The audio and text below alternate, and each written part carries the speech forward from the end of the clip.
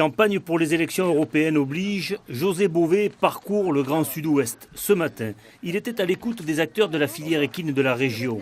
Gilles Colladon est l'un d'entre eux. Propriétaire avec sa compagne d'un centre équestre, le couple possède 50 chevaux et leur club dénombre 150 licenciés. Et comme leurs 400 confrères en Languedoc-Roussillon, ils ont du mal à supporter le taux de TVA à 20%, décidé par le gouvernement depuis le début de l'année pour l'enseignement de la discipline.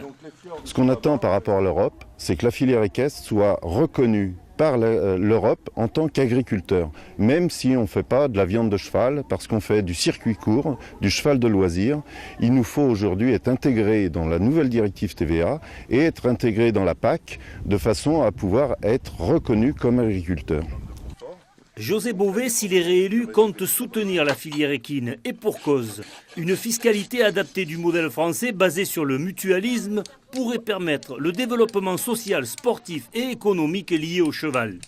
Il faut se comprendre à la Commission européenne la réalité de cette activité et surtout les centaines de milliers d'emplois au niveau européen, puisque déjà au niveau français, ce sont des centaines de milliers d'emplois.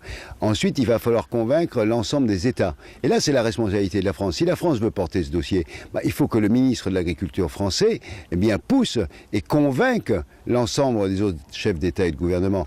Autre volonté de l'ensemble de la filière équine française, la création d'une commission européenne du cheval. Pour cela, il faudra attendre le 25 mai, date des élections, et le bon vouloir des nouveaux parlementaires.